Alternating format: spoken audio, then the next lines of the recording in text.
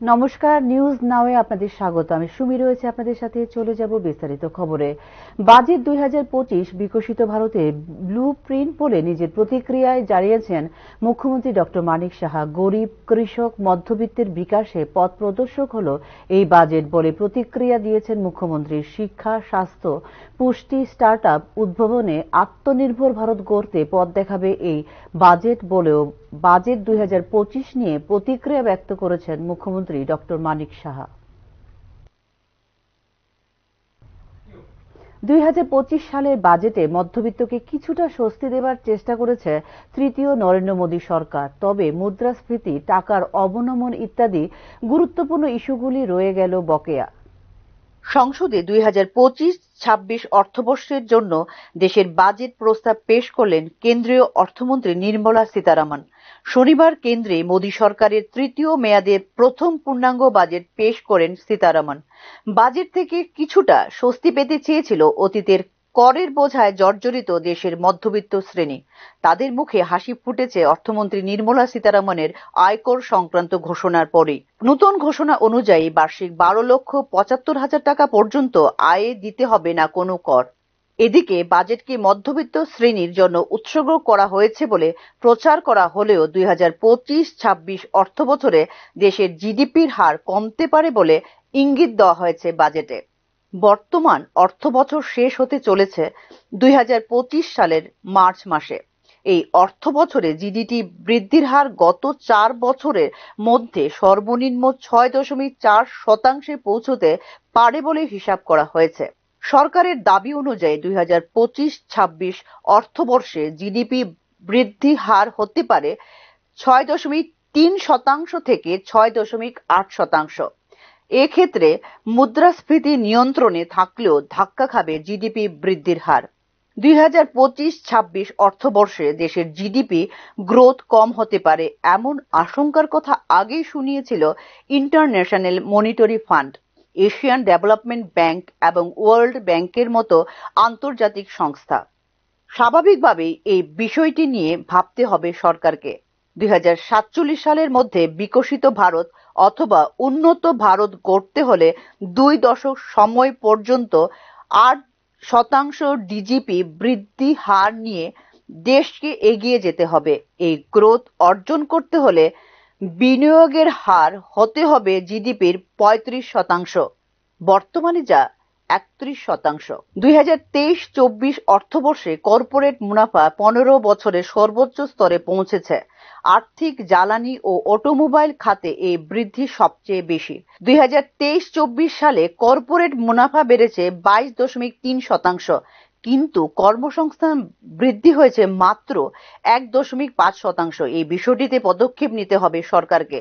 বিগত দিনে ডলারের তুলনায় রেকর্ড দাম পড়েছে ভারতীয় টাকার। তবে এর মাঝেও দাবি করা হলো কানাডা, কোরিয়া, ব্রাজিলের মতো দেশের মুদ্রার তুলনায় ভারতীয় মুদ্রার পারফরমেন্স ভালো। বিষয়টি নিয়ে প্রশ্ন তুলছে না অর্থনৈতিক বিশেষজ্ঞদের একাংশ। এদিকে দেশে খাদ্যপণ্যের মূল্যস্ফীতি নিয়ন্ত্রণে দীর্ঘমেয়াদী মূল্যে স্থিতিশীলতা নিশ্চিত করতে ভারতকে জলবায়ু সহনশীল ফসল চাষে মনোনিবেশ করতে হবে বলে মনে করছেন অর্থনৈতিক বিশেষজ্ঞ মহল। Bureau report, news now. Bishalgarh Dindayal Choumuhani এলাকায় পারিবারিক কলহের জেরে শুক্রবার রাতে একই পরিবারের খুন হয়েছেন 3 জন সদস্য এবং আহত আরেকজন বর্তমানে জিবি হাসপাতালে চিকিৎসাধীন অবস্থায় রয়েছেন। খবর পেয়ে অগ্নি নির্বাপক দপ্তরের কর্মী সহ পুলিশ ঘটনাস্থলে পৌঁছে একই পরিবারের 4 জন সদস্যকে বিশালগড় মহকুমা হাসপাতালে নিয়ে গেলে কর্তব্যরত চিকিৎসক বিপুল দাসকে মৃত বলে ঘোষণা করেন এবং গুরুতর আহতদের জিবি হাসপাতালে স্থানান্তর করেন। ঘটনাস্থল থেকে পুলিশ অজান্ত দাসকে গ্রেপ্তার করলেও বাকি অভিযুক্তরা পলাতক বলে জানিয়েছে পুলিশ। গোটা ঘটনায় এলাকা জুড়ে থমথমে পরিবেশ সৃষ্টি হয়েছে। শুক্রবার রাতে বিশালগড় দীনদয়াল চৌমুহনী এলাকায় পারিবারিক কলহের দরুন কথা কাটাকাটি করতে গিয়ে বিপুল দাসের ভাতিজা অজান্ত দাস ওরফে অচিন্ত ও তার বাবা বিষ্ণু দাস ধারালো অস্ত্র দিয়ে বিপুল দাসের উপর হামলা করলে ঘটনাস্থলে তার মৃত্যু হয়।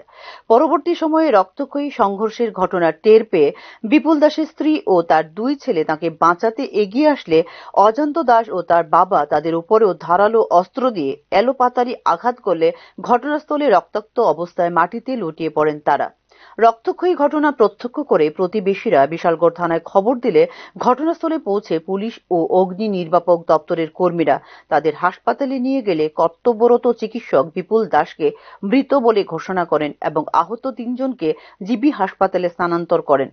বিশালগড় মহকুমা হাসপাতালের কর্তব্যরত চিকিৎসক সংবাদ মাধ্যমকে এ ব্যাপারে বিস্তারিত জানিয়েছেন। ফায়ার সার্ভিস নিয়ে এসেছে 4 জন পেশেন্ট।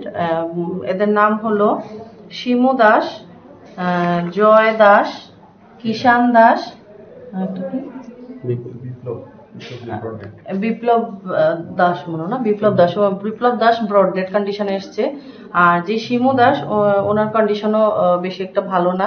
ওনার নেকের মধ্যে ইনসাইজড কাট ইনজুরি আছে, পায়ের মধ্যেও কাট ইনজুরি আছে, শার্প ইনস্ট্রুমেন্ট সাসপেক্টেড কাট ইনজুরি।